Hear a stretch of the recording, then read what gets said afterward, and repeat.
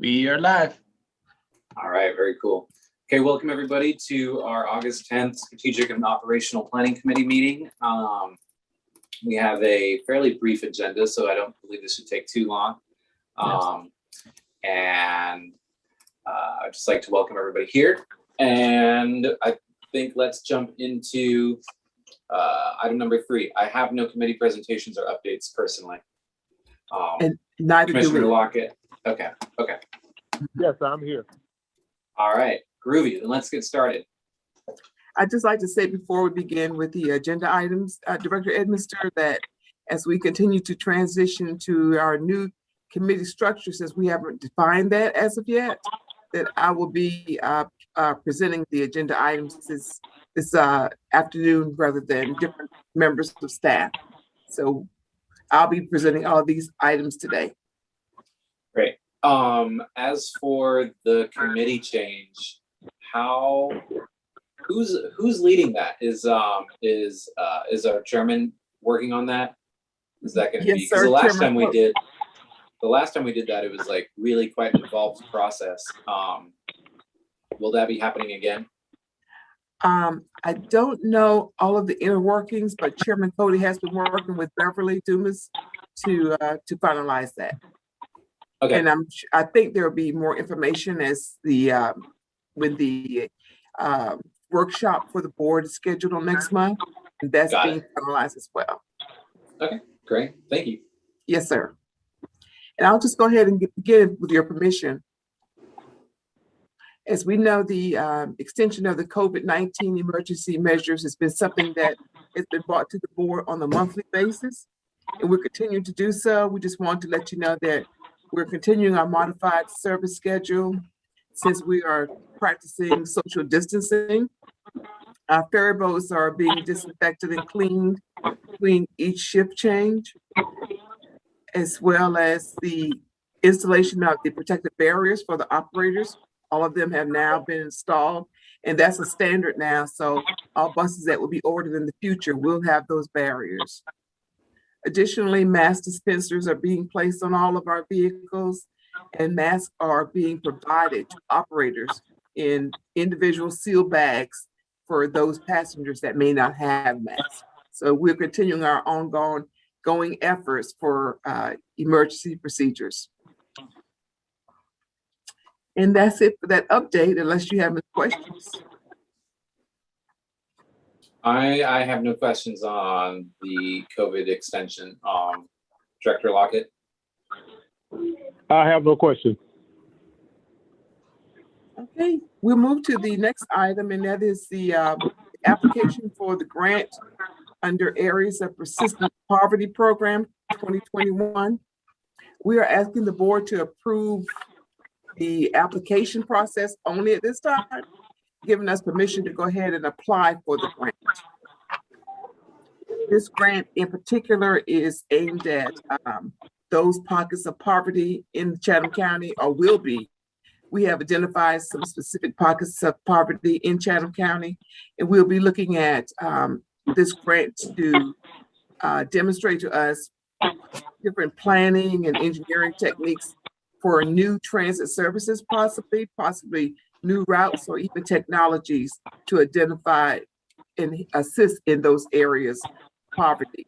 Particularly, we are looking at workforce development. That's what our focus is on, workforce development. So if we receive this grant, that will be our focus for these areas. And we're bringing it before you this month because the application is due on August 30th.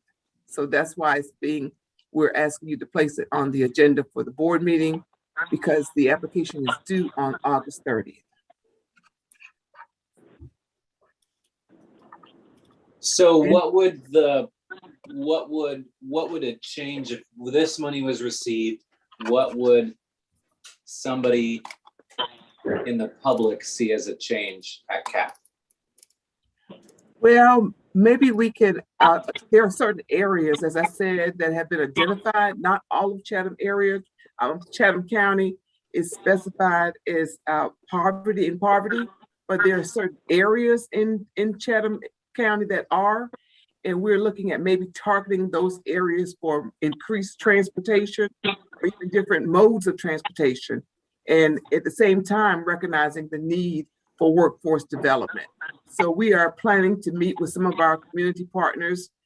We have not identified them all. Yes, I don't want to call any names, but we are making plans right now to meet with community partners to kind of formalize in our mind what we could do to help those people, those specific areas.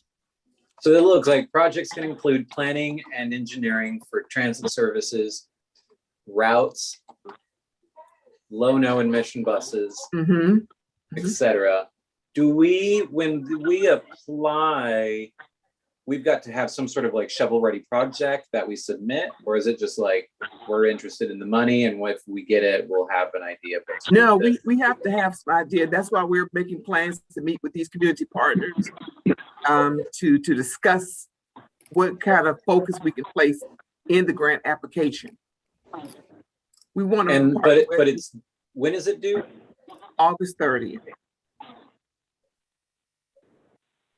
It's due August 30th? Is that enough time? Sir? Is that enough time for us to prepare for it? Yes, sir. Yes, sir. We are actually already preparing for it, but we just need to have it placed on the agenda for the board. Should you just decide to approve this submission, so that we can submit before the 30th, because we need the board's approval to move forward with submitting it. Okay. Well, I'm very impressed with it. Go ahead. And I would like to do all we can to do what we need to do to get that grant, because it's very worthwhile. Thank you, sir. Well, if I can add, I also think it would be helpful to see like what the grant specifically is for. Well, and I'm not going to like not vote for it, but I just think like this is like the second or third grant that we've come through where it's CAT staff is looking to get approval from the board for a project that I'm very unaware of what that project specifically is. And I think if we can be provided with more information, and that's something that we can take to our networks, and we can sort of like shop around and again, continuously tell that story of like tell that story of CAT. And how we we're can do that. That work. We can, of course, update you after we've met with these community partners, because we want their input. They're actually serving some of the same clients or some of the same people that we're interested in focusing on. So we like to see, have them come to the table, if you will, to share their thoughts and ideas. And I say workforce development because that's been the discussion internally about serving some of these areas where some of the people or the residents of those areas are needing transportation to and from work. So that's why we're saying we're focusing on workforce development. But it could be a new route, a new a service even, with a low emissions vehicle. Doesn't have to be a bus, but we're looking for innovative new ways to address those situations. I think also with these forms specifically, when we are applying for a grant, we've got our strategic plan that we did spend quite a bit of time working on, a number of years ago, last year, 2 years ago, and being able to see specifically sort of like what strategic point these are going for. Because I think a really nice place that it would be great to have CAT be at eventually is where we have a library of shovel-ready projects where we've done a majority of the heavy lifting of the community outreach, which takes a lot of time. Hearing pros, hearing cons from everybody involved, weighing that with, if we do one project, that means we can't do another project. And so then we can tier those, and as these grants become available, we can submit it in. And Director Edmiston, this is actually a planning grant. It's not necessarily a grant to move forward with the project. This is actually a planning grant. That's why I stress the significance of bringing community partners to the table, as well as the MPO. What is a planning grant? it just is going to give us an opportunity to say we need to meet with, I'll just say, for instance, the housing authority, to bring all of them into the table. It would allow us to support research that they might need, or if they don't have it, that they might be able to solicit from some other firm, but it allow us to do the same thing. So it's a planning grant to bring us to that point that you're speaking of, where we have a list of projects ready and available. That's cool. And let me just say this. By the way, I'm glad you said the housing authority. Believe you, before you said it, I was going to suggest that you get in touch with them. But the mere fact, it gives you, it allows you to be creative in these impoverished areas as far as preparing transportation to get people to work.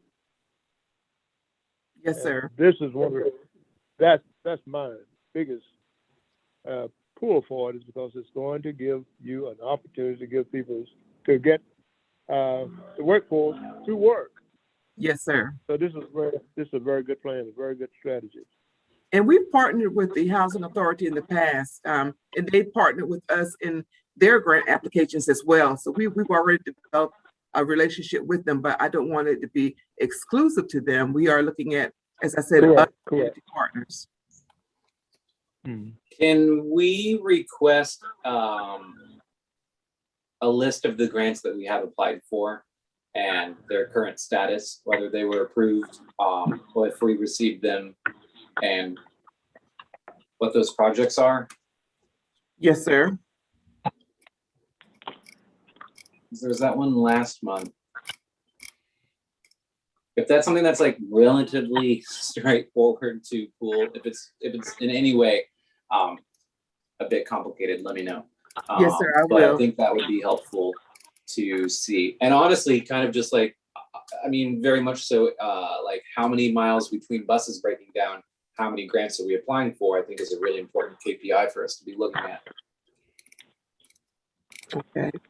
All right. Other than that, I think that's great. I think that, you know, from the information we've got here, this would be very cool to get. Mm-hmm. Okay, thank you. Yeah, thank you. Yes. The next item C, is also an application for a grant sponsored by the National Aging and Disabilities Transportation Center.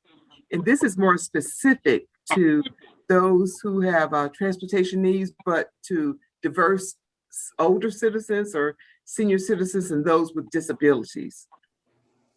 So we are hoping to, we know we're in a COVID atmosphere. This grant would identify those issues and problems, obstacles that this certain group of people are having, and hopefully we can address them. One of the first things that came to my mind was akin to the senior circulator that we had with the city of Savannah, that we may be able to implement something like that to address this specific group, or maybe even to find some assistance with transporting, helping with our paratransit services. But this grant is going to be targeted specifically to older Americans and those with disabilities. And we're asking for board's approval to apply for this grant as well. One question with this, and also for the other one, can you talk to me about partners or letters of support or concepts like that? I would imagine that a grantee would want to see, okay, the community around this organization is interested in seeing them be successful in this grant application. Does that have anything to do with any of these grants? Oh, definitely. We always, in all of our grants, we always solicit letters of support from other community agencies. We always include that with our grants. And that's why I mentioned earlier that we are making plans to meet with some of these agencies this week. Okay. I think that makes more sense, actually, what you just clarified there for both this one and the other one. But we always include those letters of support. I see. That answers a lot of questions. Okay, cool. That's great. One that I might, throw out for this one is citizen advocacy, George Sebro. Oh, I know him well. Yeah. Okay, I know Mr. Seaver. Yes, okay. I'm making a note right now. Thank you for that. Thank you. Okay. Are there any other questions? For that one, Concerns? no, I'm good. Okay. No, it's very clear to You me. good? It's very clear. It's Okay, very clear. thank you. Thank you. And I think there might be in your packet, the next item is some information from Mr. Doug Eady and Company. Please ignore that. That was inadvertently placed in the board packet. It should not have been there. Okay. So I'll move to item D, which is the Acom contract order. And Acom, how did you pronounce that? Acom? Acom contract change Acom. order. Okay. Yes, sir. Okay. Got you. Yes, our former strategic officer, Brendace, entered into this contract with Acom in April, and it runs through June. Actually, it was April 30th through June 30th. And the reasoning was to assist her in completing and submitting grants like this to the FDA and to other agencies as required by law. The contract that we entered into, as I said, expired in June 30th, but we're still working on some modifications for submissions of grants. And that's why we're asking the board to approve the contract change order so that we can complete these modifications. Although it is within my authority to go ahead and move on this because it's at $15,000 that we're requesting, we are required through the procurement policies of Chatham Area Transit to approach the board for approval for any type of change order, any type of amendment to any contracts. So that's why it's being placed on the agenda for consideration.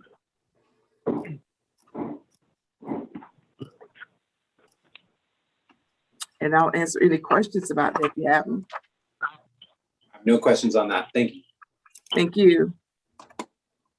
And the item E is the Chatham County SPLOST fund reimbursement. I think the board has already received in a memo on July 23rd information about this, and the result it was from a past fraud investigation that Chatham Area Transit actually has on its books a liability in the amount of $49,184.74. And as I said, it's a result of a past fraud investigation. It was brought before the board, to the board's attention, that it would be placed on this month's agenda for approval to reimburse Chatham County for those funds. And those funds would actually be coming out of the reserve fund because it's unbudgeted. That's smart. That's smart. It's an unbudgeted item, so. That's smart. Okay. So we want to move forward with that to take that liability off of our books and finally put that to rest. Very done with that. That's very good. That's healthy. Yes, sir. No, I have no questions, Director.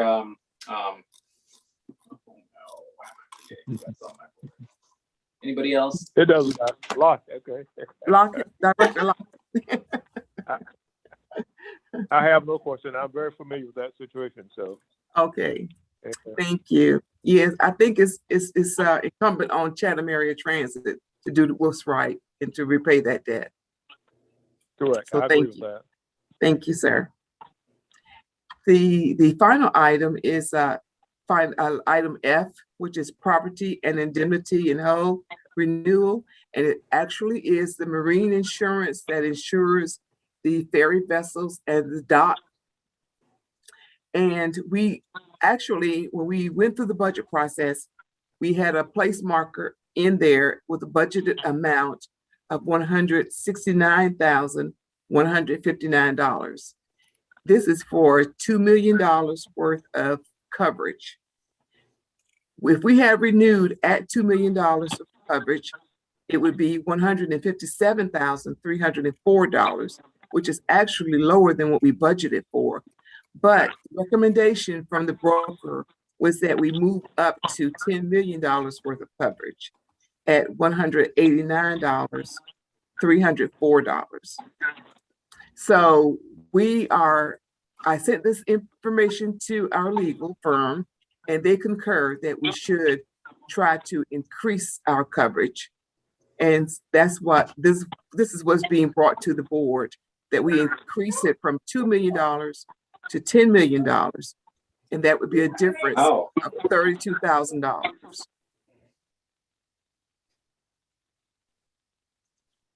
in premium.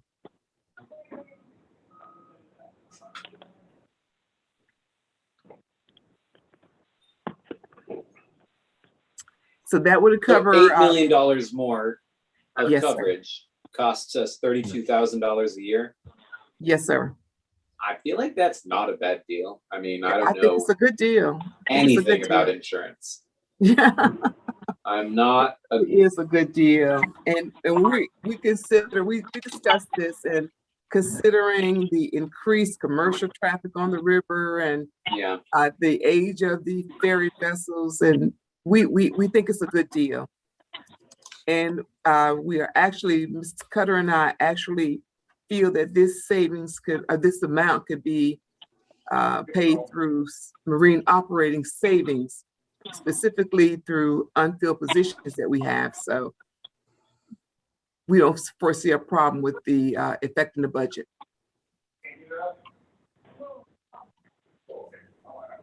I'm down. But I think, yeah.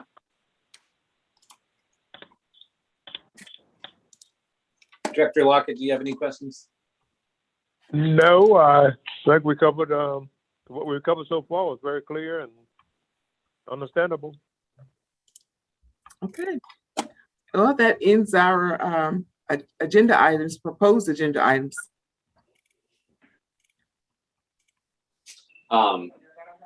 Thank you. Yes, sir. And under 4, we have old new business. Director Lockett, do you have anything? No, I don't at this time. Okay.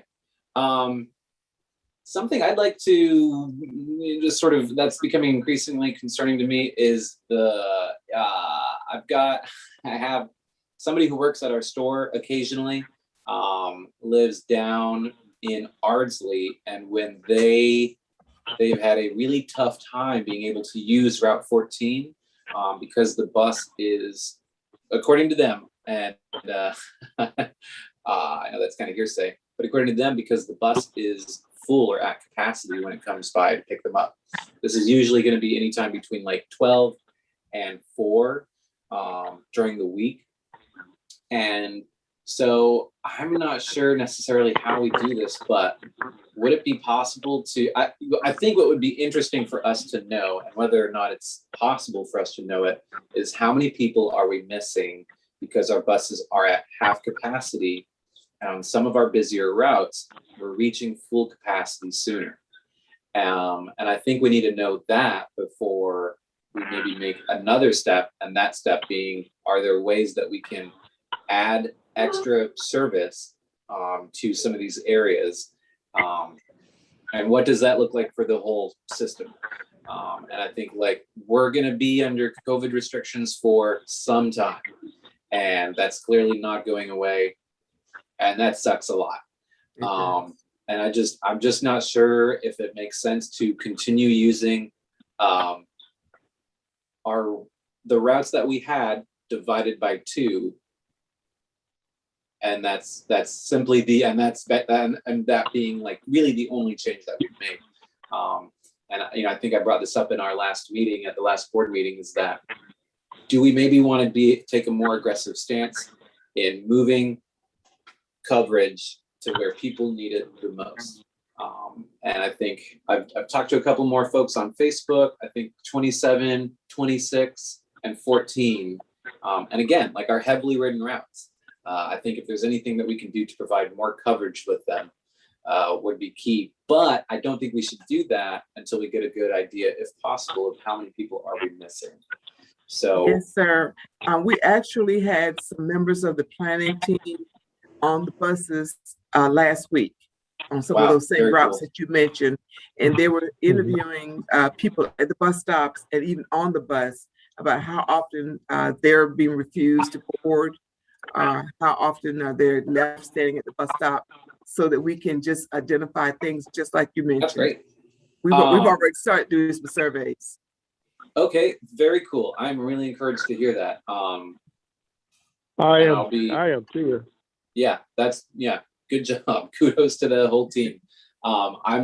That's great, because I think if we can, I'm supportive of some aggressive changes, just because I don't see this half capacity situation for us changing anytime soon. And I think we got to try to maybe figure out, how do we make this work?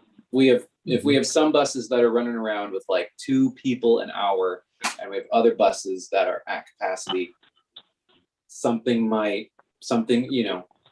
we should change that. Yes, sir. And we can.